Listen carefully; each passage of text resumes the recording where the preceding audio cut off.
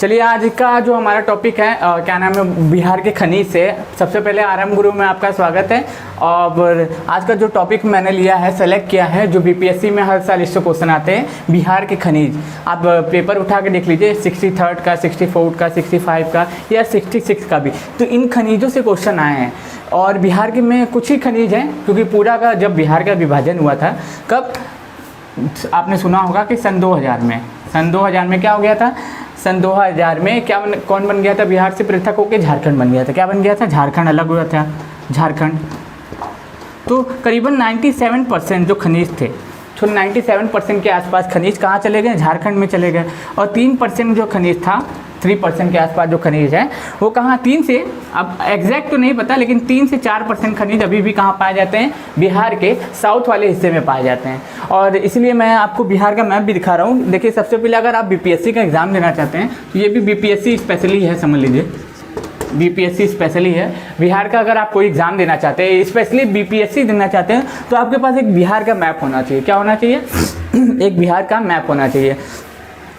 तो बिहार का सबसे पहले बात, इसको बताने से पहले मैं आपको रिवाइज भी करा देता हूँ कि बिहार का गठन कब हुआ था। तो बिहार का गठन हुआ था 1912 में। 1912 में बिहार का गठन हुआ था। कब हुआ था, और बिहार दिवस कब मनाया जाता है, तो 22 मार्च को क्या मनाया जाता है, बिहार दिवस मनाया जाता है। 1912 में बिहार का गठन हुआ था और 22 मार्च को नीतीश के कार्यकाल से ये 22 मार्च को जल दिवस भी मनाया जाता है, specially international water day, world water day बोल लीजिए। और 22 मार्च को ही क्या मनाया जाता है, 22 मार्च को ही मनाया जाता है बिहार दिवस भी।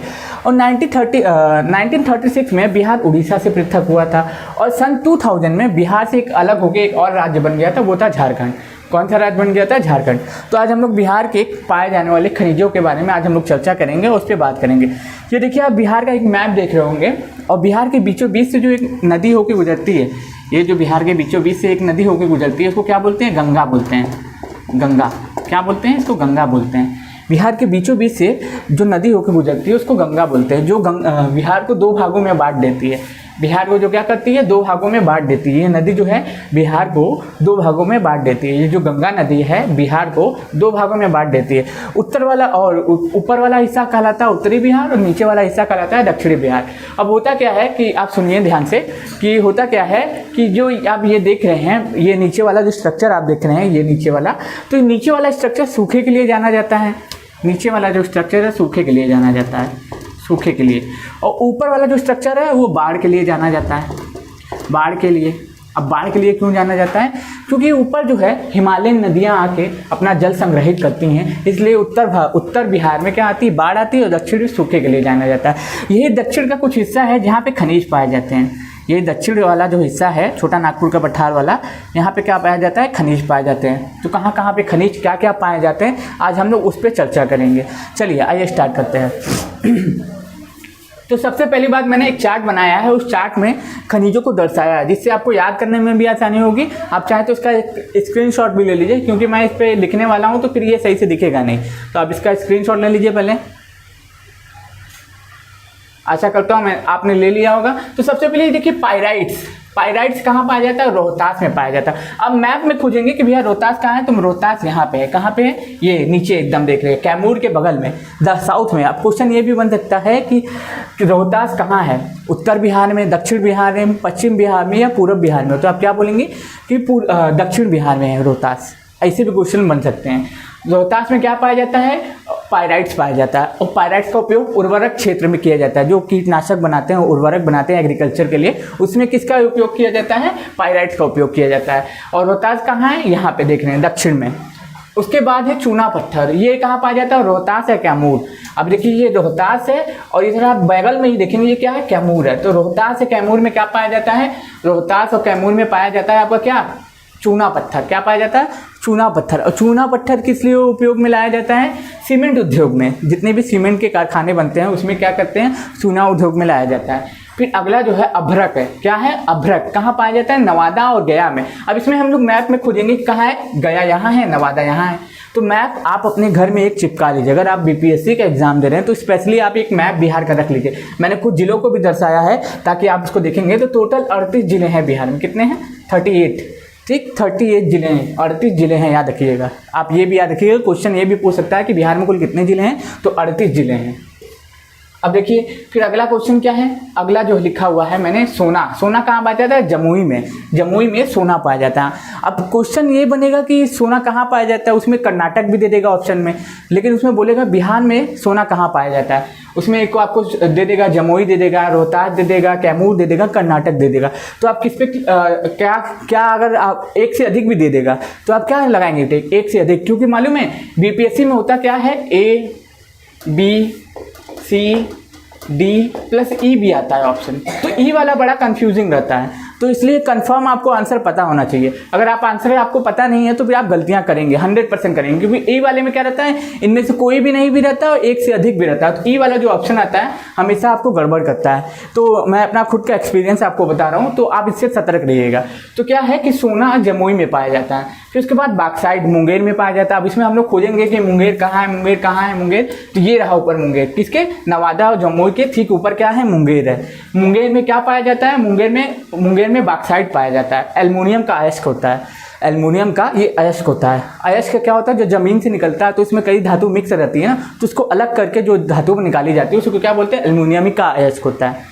अब वो पायराइट्स कहाँ पाया जाता है, मुंगेर में पाया जाता है। ये भवन निर्माण में यूज किया जाता है पायराइट्स। अब देखिए कि इसमें कहाँ है, इसमें क्या दिया है, पायराइट्स मुंगेर। फिर से खोजिए मुंगेर कहाँ है, मैप में जाइए, फिर आप देखेंगे कि यहाँ पे है मुंगेर। तो आपको मैप भी देखते रहना है और इसको भी देखते रहना है, ऐसे मैप वाइज आप दर्शा देंगे। अगर आपके पास अगर मैप है बिहार का, ब्लैंक मैप है, तो आप क्या करिए, सबसे पहले अगर ब्लैंक मैप है आपके पास बिहार का, तो आप सबसे पहले क्या करिए, उस मैप में, ब्लैंक मैप में एक एक जगह एक एक खनिज को भर दीजिए, आपको याद करने में आसानी हो जाएगी। फिर उसके बाद देखिए क्या है, चीनी मिट्टी कहाँ पे, भागलपुर और मुंगेर में पाया जाता है। इसका उपयोग बर्तन बनाने में किया जाता है। बर्तन के जो उपकरण बनते हैं उनका उपयोग किया जाता है चीनी मिट्टी का। देखते होंगे कभी कटोरा बनता है, कभी चीनी बनता है, कभी कुछ ना कुछ बनता रहता है। तो अलग अलग तरीके की डिजाइन की चीज़ें बनती हैं चीनी मिट्टी से। तो ये कहाँ पाया जाता है, भागलपुर और मुंगेर में। तो आप यहाँ पे देखिए, ये रहा भागलपुर और ये रहा मुंगेर, दोनों अगल बगल सीमा साझा करते हैं। कितने अगल बगल दोनों सीमा साझा करते हैं।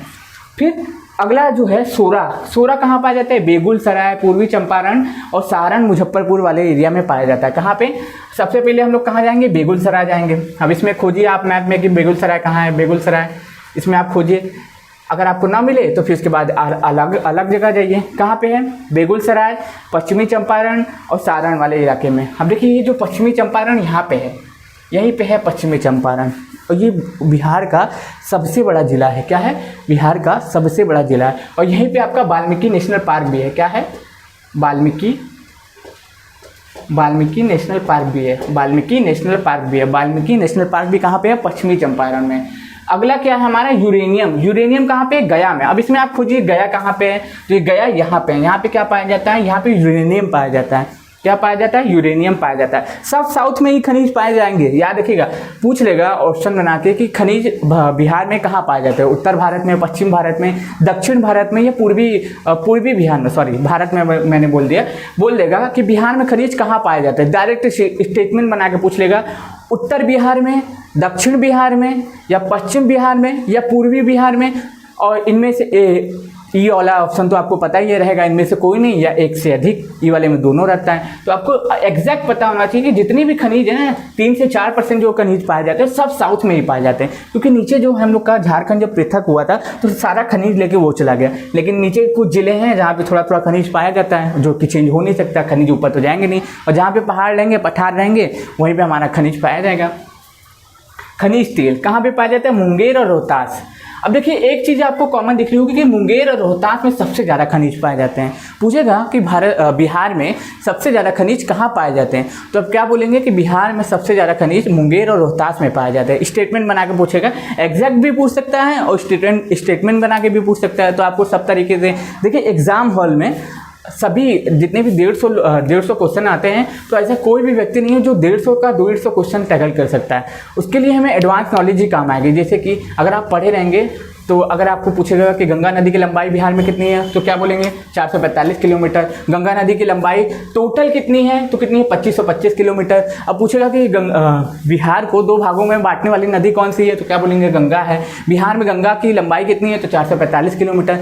तो ये सब क्वेश्चन आपको क्या पढ़ने से नहीं, अगर 150 क्वेश्चन आप कर नहीं सकते, कोई भी नहीं कर सकता, ऐसा कोई व्यक्ति नहीं है जो 150 क्वेश्चन टैकल करते। आपको 100 से 90 क्वेश्चन ही सही से आते होंगे, आपको याद होंगे। 20-25 क्वेश्चन जो हैं आप अपने अंदाजे से उसको सही कर सकते हैं, अंदाजे से, अगर आप पढ़े रहेंगे तब। एलिमिनेशन मेथड, अब 3 का आंसर आपको पता है, चौथे का नहीं पता है तो आप पक्का लगा देंगे उसको ही, क्योंकि हमें पता है ना ये 3 कंफर्म यहाँ पे पाए जाते हैं तो चौथा तो हो ही नहीं सकता। तो थोड़ा एडवांस नॉलेज भी आपके काम आती है, इसीलिए एग्जाम लोग नहीं क्रैक कर पाते हैं। तो 100 का 100 क्वेश्चन आप कर नहीं सकते, 150 का 150 क्वेश्चन 100 ही कर पाएंगे, 25 आपको दिमाग से ही सॉल्व करने होंगे। तो दूसरा क्या है डोलोमाइट। डोलोमाइट कहाँ पाया जाता है? रोहतास में उर्वरक के क्षेत्र में उपयोग किया जाता है। जैसा कि आप देखिए इसमें कॉमन क्या दिख रहा है, रोहतास, ऊपर जाएंगे फिर दिखेगा रोहतास। तो रोहतास में बहुत ज़्यादा चीज़ें दिख रही हैं, हमें पाई जा रही हैं, बहुत ज़्यादा खनिज पाए जा रहे हैं। तो इसको एक बार और रिवाइज कर लेते हैं। पायराइट्स कहाँ पाया जाता है? रोहतास में पाया जाता है। चूना पत्थर कहाँ पाया जाता है? रोहतास एवं कैमूर में पाया जाता है। अभ्रक कहाँ पाया जाता है? नवादा एवं गया में पाया जाता है। बॉक्साइट कहाँ पाया जाता है? मुंगेर में पाया जाता है। पायराइट्स कहाँ पाया जाता है? मुंगेर में पाया जाता है। सोरा कहाँ पाया जाता है? बेगूसराय, पश्चिमी चंपारण, सारण में पाया जाता है। यूरेनियम कहाँ पाया जाता है? गया में पाया जाता है। खनिज तेल कहाँ पाया जाता है? रोहतास में पाया जाता है। और डोलोमाइट कहाँ पाया जाता है? रोहतास में पाया जाता है। अब देखिए एक क्वेश्चन और आपसे बन सकता है कि बिहार जो है कितने देशों से और कितने राज्यों से सीमा साझा करता है। तो इधर क्या है, इधर देखिए, इधर क्या है, पश्चिम में यूपी है, दक्षिण में झारखंड है और पूरब में क्या है, पश्चिम बंगाल है। तो वो अब सीधा क्या लिखेंगे, क्या स्टेटमेंट बना के पूछेगा तो आप क्या बोलेंगे कि पूरब में किससे पाता है? पश्चिम बंगाल से, दक्षिण में झारखंड से और पश्चिम में यूपी से। अब पूछेगा कितने देशों से सीमा साझा करता है तो केवल एक देश। वो कौन सा देश है? वो है नेपाल। नेपाल से बिहार इंटरनेशनल बाउंड्री शेयर करता है। अब होता क्या है कि पूछ लेता है कि नेपाल में जो हमारे बिहार में हिमालयन नदियाँ आती हैं तो ज़्यादातर नदियाँ कहाँ से आती हैं, किस क्या नाम है, ऊपर जो आप पहाड़ी क्षेत्र देख रहे हैं यहाँ पे, जैसे मान लीजिए ये जो ऊपर वाला जो एरिया है पूरा का पूरा हिमालयन क्षेत्र है। क्या है?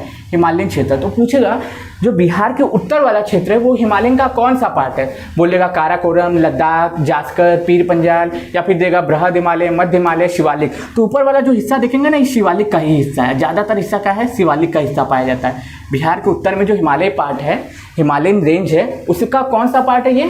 ये कौन सा पार्ट है? आप कमेंट्स करके बताइए, मैंने तो अभी आपको बताई। तो उत्तर में जो हिमालय का जो क्षेत्र पाया जा रहा है वो कौन सा है? पहले क्या होगा, बृहद हिमालय। हिमालय भी 3 रेंज में है, 1, 2, 3।